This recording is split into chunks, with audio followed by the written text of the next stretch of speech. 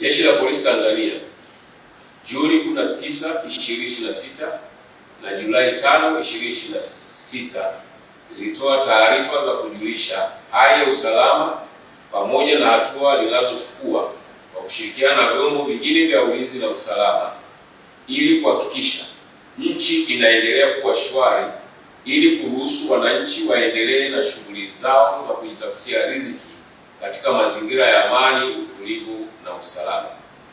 Leo Julai 9, 2026 pia tungependa kutoa taarifa kuwa hali ya nchi ni shwari.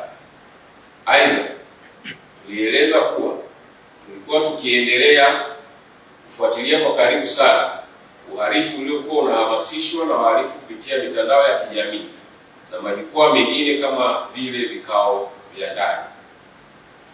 Vitendo hivyo vya kihalifu vilikuwa ni pamoja na kupanga, kutamka, kuandaa na kusambaza taarifa za uchochezi, kuhamasisha watu kushiriki katika vitendo vya kihalifu vikiwepo kuua baadhi ya viongozi na wananchi, kuchoma shule moto, kulipua transforma za umeme ili nchi iwe gizani, kuharibu na kupora mali za umma na za watu binafsi, sambamba na kuua askari wa vyombo vya ulinzi na usalama ili kupora silaha.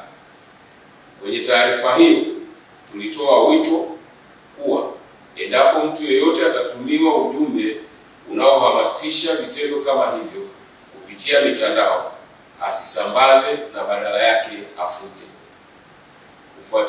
Ufuatiliaji huo, jumla ya watuhumiwa 130 waliokuwa wanapanga, kushiriki katika vikao vya ndani, wakiandaa na kusambaza taarifa za kuhamasisha vitendo hivyo vya kihalifu visivyokubalika wamekamatwa katika mikoa mbalimbali nchini. Uchunguzi unakamilishwa ili hatua zingine za kisheria zifuate.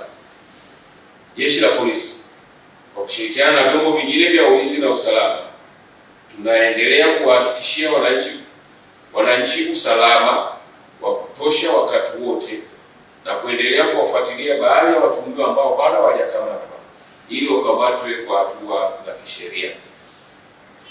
Tunaendelea kutoa wito kwa watu wote kuzingatia matumizi sahihi ya mitandao ya kijamii kwa kuepuka kushiriki katika kuandaa na kusambaza taarifa zenye kuhamasisha vitendo vya kihalifu au kusambaza taarifa unazotumiwa na ambazo huna uhakika nazo wala kujua chanzo chake.